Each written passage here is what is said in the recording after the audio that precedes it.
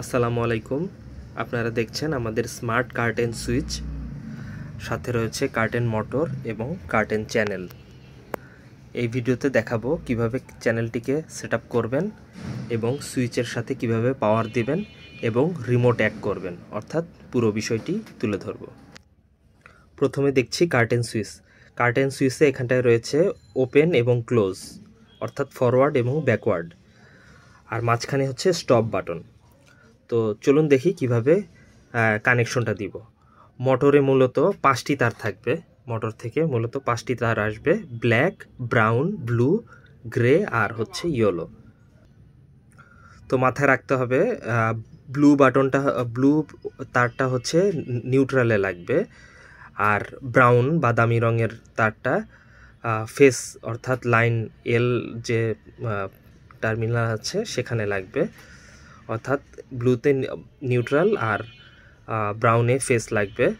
আর ফরওয়ার্ডের জন্য হচ্ছে ব্ল্যাক অর্থাৎ কালো তার লাগবে, আর ব্যাকওয়ার্ডের জন্য ধূসর রঙের যে তারটা অর্থাৎ গ্রে কালারের যে তারটা রয়েছে সেটা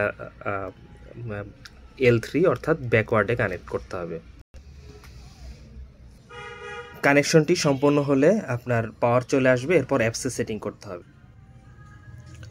অ্যাপসে আসার পর এরকম ইন্টারফেস পাওয়া যাবে। তো প্রথম অবস্থায় মোটরটিকে ক্যালিব্রেশন করে নিতে হবে, অর্থাৎ মোটরটা কতটুক পর্যন্ত যে অফ হয়ে যাবে, আবার বন্ধ হওয়ার সময় কতটুক যে বন্ধ হবে, সেটার জন্য আসলে সেটিংস অপশনে যে এই যে অ্যাকুরেট ক্যালিব্রেশন এই অপশনে ক্লিক করতে হবে।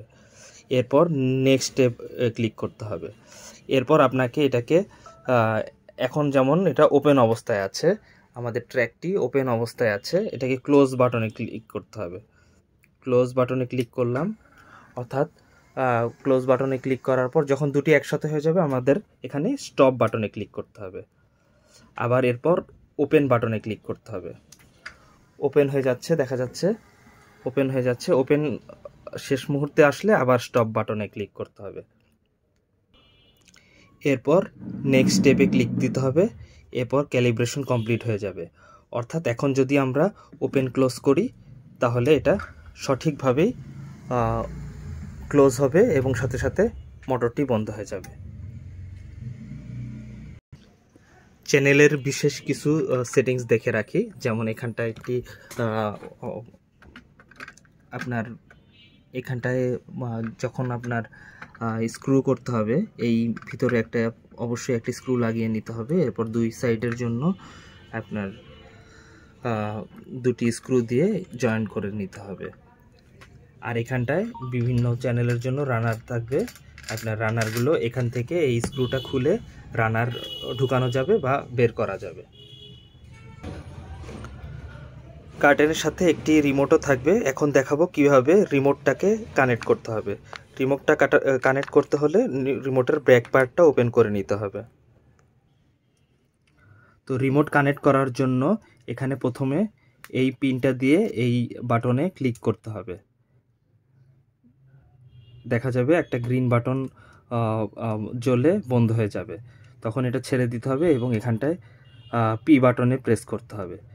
তখন পি বাটনে প্রেস করলে, দুইবার প্রেস করলে এটা কানেক্ট হয়ে যাবে।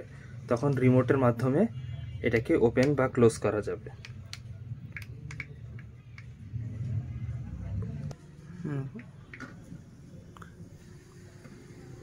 তো এভাবে আসলে রিমোটকেও কানেক্ট করা যাবে।